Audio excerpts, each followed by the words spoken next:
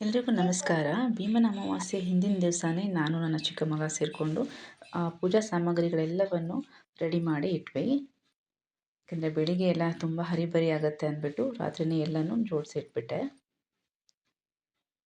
ಇನ್ನು ಬೆಳಿಗ್ಗೆ 4 ಗಂಟೆಗೆ ಎದ್ದು ಸ್ನಾನ ಮುಗಿಸ್ಕೊಂಡು ಬಾಗಿಲಿಗೆ ರಂಗೋಲಿಯನ್ನು ಎಲ್ಲ ಹಾಕ್ಕೊಂಡು ತುಳಸಿ ಕಟ್ಟೆಗೆ ರಂಗೋಲಿ ಹಾಕಿಬಿಡೋಣ ಅಂತಂದ್ಬಿಟ್ಟು ಅದು ಮಾಡಿಕೊಂಡೆ.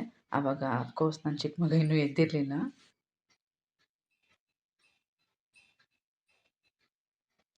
ಶಿವ ಪಾರ್ವತಿ ಪ್ರತಿಷ್ಠಾಪನೆಗೆ ಗಣಪತಿ ಪ್ರತಿಷ್ಠಾಪನೆಗೋಸ್ಕರ ಅಂತ ಹೇಳ್ಬಿಟ್ಟು ಪೀಠ ರೆಡಿ ಮಾಡ್ಕೊಳ್ತಾ ಇದ್ದೆ. ಸೊ ಮೊದಲು ರಂಗೋಲಿ ಹಾಕ್ಕೊಂಡು ಪೀಠನ ಇಟ್ಟು ಅದರ ಮೇಲೆ ಒಂದು ತಟ್ಟೆಯನ್ನು ಇಟ್ಟು ಅಕ್ಕಿಯನ್ನು ಹಾಕಿಬಿಟ್ಟು ಅದರಲ್ಲಿ 2 ದೀಪಸ್ತಂಭಗಳನ್ನು ಇಟ್ಕೊಂಡೆ. ಇಲ್ಲಿ ಈ 2 ಸ್ತಂಭಗಳೇ ಶಿವ ಪಾರ್ವತಿಯನ್ನು ಪ್ರತಿಬಿಂಬಿಸುತ್ತೆ. ಓಂಕಾರವನ್ನು ಕೂಡ ಬರ್ಕೊಂಡಿರಬೇಕು ಅಕ್ಕಿಯಲ್ಲಿ. ಹಾಗೆ ಗಣೇಶನಿಗೆ ಪ್ರಥಮ ಸ್ಥಾನ ಯಾವಾಗ್ಲೂ. ಸೊ ಅವನಿಗೆ ಮೊದಲು ಪೂಜೆ ಪುನಸ್ಕಾರ ಎಲ್ಲ ನಡೀಬೇಕು. ಆನಂತರನೇ ಬೇರೆ ಯಾವುದೇ ಪೂಜೆನ ನಾವು ಮಾಡ್ಕೋಬೋದು. ಸೊ ಕಳಸಕ್ಕೆ ಒಂದು ಸ್ತಂಭ ಇದ್ದವು, ದೀಪಸ್ತಂಭಗಳು. ಅದಕ್ಕೆ ಅರಿಶಿಣದ ಕೊಂಬನ್ನು ಕಟ್ಕೊಂಡೆ. ಹಾಗೆ ಹೂವಿನಿಂದ ಅಲಂಕಾರ ಮಾಡಿಕೊಂಡು ಗೆಜ್ಜೆ ವಸ್ತ್ರ ಅಥವಾ ನೀವು ಅರಿಶಿಣದ ದಾರ ಅಂತ ಹೇಳ್ತೀವಲ್ವ, ಸೊ ಅದು ಎಲ್ಲವನ್ನು ಹಾಕಿಬಿಟ್ಟು ನಾನು ಅಲಂಕಾರ ಮುಗಿಸ್ಕೊಂಡೆ. ನೀವು ಹೂವುಗಳು ನಿಮಗೆ ಇಷ್ಟವಾದ್ದನ್ನು ಹಾಕ್ಬೋದು. ನಾನು ಗಣೇಶನಿಗೆ ಗರಿಕೆ ಮುಖ್ಯ ಅಂತ ಹೇಳ್ತಾರೆ, ಬಟ್ ಗರಿಕೆ ನನಗೆ ಸಿಗಲಿಲ್ಲ ಆ್ಯಕ್ಚುಲಿ. ಸೊ ಹಾಗಾಗಿ ಹೂವು ಮತ್ತು ತುಳಸಿ ಎಲೆಗಳನ್ನು ಇಟ್ಬಿಟ್ಟು ನಾನು ಪೂಜೆಯನ್ನು ಶುರು ಮಾಡಿಕೊಂಡೆ. ಸೊ ಮೊದಲನೇದಾಗಿ ನೀವು ಸಂಕಲ್ಪ ಮಾಡ್ಕೋಬೇಕಾಗತ್ತೆ.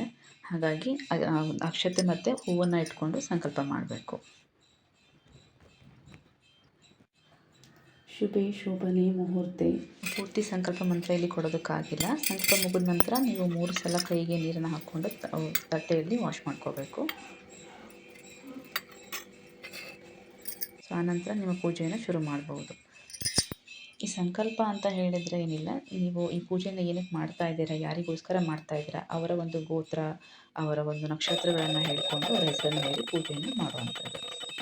ಸೊ ಅದೆಲ್ಲ ನಂತರ ನೀವು ಕೆಂಪಾರತಿಯನ್ನು ಮಾಡಿ ದೇವರಿಗೆ ದೃಷ್ಟಿ ತೆಗಿಬೇಕು. ಸೊ ಇದೆಲ್ಲ ಆದ ನಂತರ ಪಾದಪೂಜೆ.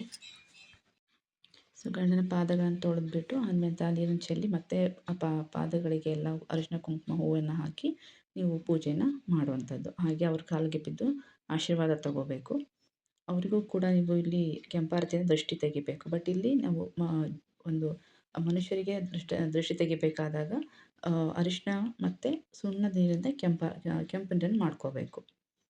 ಇನ್ನು ಪೂಜೆಯ ಕೊನೆಗೆ ನೀವು ಕಂಕಣಗಳನ್ನು ಒಬ್ರಿಗೊಬ್ರು ಕಟ್ಕೋಬೇಕು. ಅದು 3 ದಿವಸ ಇಟ್ಕೋಬೇಕಾಗತ್ತೆ.